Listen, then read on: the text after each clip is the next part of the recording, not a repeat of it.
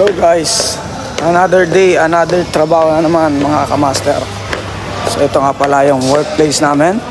So mag-uumpisa tayo ng 3 PM ng tanghali. At dito na nga mga kamaster, inumpisahan na nga ni Mami yung pag-stretching sa mga bata. Start nga pala kami dito mga kamaster ng 3 PM. Ito kasi yung unang batch namin. Di ko na nga pala nabidyohan yung ibang kaganapan mga kamaster. Mahirap din kasi mag-take ng mga video mga kamaster pag nasa trabaho tayo mga kamaster. Kaya yun, sabi ko kay Mami na video-videohan mo na lang ako para kahit papaano meron tayo memories sa mga batang ito. Wow! Ano daw? Magpapaalam ka na ba?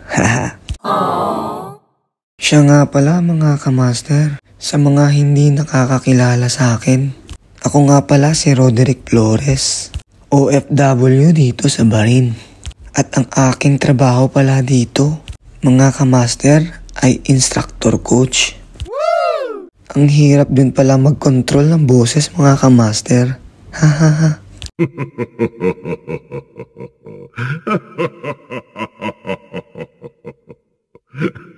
Ang totoo ko kasing boses mga kamaster, yung naririnig nyo sa una, bagong gising lang kasi ako mga kamaster. Pagpasensyahan nyo na yung boses ko mga kamaster. At dito na nga mga kamaster, ipinasparing ko na rin yung mga bata. Bago ko nga pala pinasparing ang mga batang ito mga kamaster, binigyan ko muna ng mga alituntunin o instruction para alam nila kung ano ang gagawin nila sakaling mag-uumpisa na ang labanan. Para rin maiwasan nila yung mga injuries at hindi masyado mapalakas ang mga sipa nila. Kasi mga malalambot pa ang mga body parts ng mga batang ito. At kailangan din gabay ng isang coach mga kamaster. Pag pinabayaan natin sila baka magrambulan na lang tong mga to mga kamaster. Kaya todo suporta talaga tayo dito mga kamaster. At tinitignan ko palagi yung mga ginagawa nila mga kamaster. Baka kasi pag napatingin ka sa iba agawin siya sa'yo.